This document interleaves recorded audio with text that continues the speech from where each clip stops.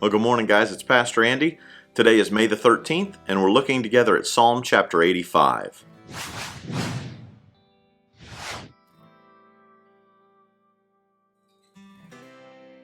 Psalm 85 was written right after the captivity of the nation of Israel in Babylon. So they're coming out of this captivity, and they're asking God to restore the relationship. They're asking God to come out strong on their behalf, to revive them again, which the word revive we're going to look at means to bring back to life. But it reminds me of the old Scottish preacher who said that the victorious Christian life should be a series of new beginnings. And that's what this is for the nation of Israel. This is a series of new beginnings for the nation. Look at verse 1. Lord, you poured out blessings on your land. You restored the fortune of Israel. They're giving thanks to God for what he's done. You forgave the guilt of your people. Yes, you covered all their sins. You held back your fury. You kept back your blaze of anger. They're thanking God. They're starting it off with praising God. And then they transition and say, now, restore us again. So it goes from a very singular praising God to a group prayer really to God. God, now restore us again, O God, our salvation. Put aside your anger against us once more. Will you be angry with us always? Will you prolong your wrath to all generations? Won't you revive us again? So your people can rejoice in you. Show us your unfailing love, O Lord, and grant us your salvation. This is a national prayer. The whole nation of Israel as a whole is coming together and praying for God to restore them, to revive them, to bring them back to life. Again, this isn't a revival, what we would think of today as reviving us spiritually. They're talking about a bringing back to life of the nation. This is a very literal revive that they're wanting from God.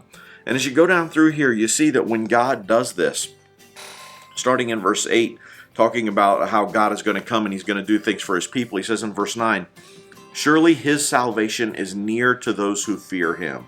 So our land will be filled with his glory. Once we have a real fear of the Lord, now I'm not talking about a fear that God's going to come and smash you with a hammer like a little ant because you've sinned or done wrong. That's stupid. This is a fear of the Lord, a righteous fear. We fear him because we love him. It's the same as a child has for the parent. They fear their parent because they don't want to hurt their parent. They don't want to say something or do something that would hurt the feelings, or like a relationship with a husband and a wife. There's sometimes we don't say things because we don't want to hurt the other person. And that's the relationship that we should have with the Lord, is that we don't sin, that we don't do these things because we don't want to hurt that relationship with him, because that relationship should be so important. It should be the primary goal of our life, is to walk with him, to spend time with him, and to have a relationship with him, to bring glory to his name. So when we go through here, it says in verse 9 again, surely his salvation is near to those who fear him. That word near there is the same word that's used for the dwelling presence of God in the tabernacle. God's salvation, his taking care of his people, his delivering his people, is going to dwell close to them when they fear him. That's what got the nation of Israel in trouble in the first place, is they would sin and turn their back on God, and God's presence would leave, and God would bring some other nation into to take them into captivity, and then they would turn back to God, and God would deliver them, and it's this vicious cycle that's just over and over through the whole Old Testament. And before we're too hard on the nation of Israel, we go through the same vicious cycle. God makes things go pretty well for us, and then before you know it, we start forgetting him, and we're not in his word every day, and we're not praying, and we're not taking our relationship with him really seriously. He's not the prime in our life. And so he begins to allow things into our life to turn us back to him. And when we do, finally things, and it's this vicious cycle. So we can't be too hard on Israel because we do the exact same thing. But the whole point of this chapter is that when we will turn to God, when we will turn back into that relationship with him, and when we'll walk with him, when we'll have a true fear of him, when we will love him and we'll have his presence with us, he has promised to take care of us. That's the whole point of the whole psalm, is yes, we praise God. God, will you turn back in the prayer of the people? Will you turn back to us and bless us again? Will you revive us? Bring our nation back to life, since we've been 70 years in captivity with Babylon. And then, God, we recognize that it's all about you. that we need to fear you, because that's when we will have your presence, and that's what we want to do. Verse 12 sums it up. Yes, the Lord pours down his blessings. Our land will yield its bountiful harvest.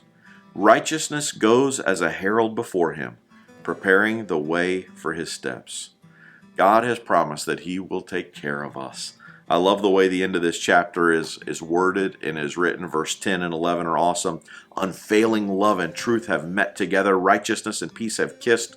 Truth springs up from the earth and righteousness smiles down from heaven. God will do that for us. He will lead our steps. He will bless us when we have him as the primary focus of our life, when we have a true fear of the Lord.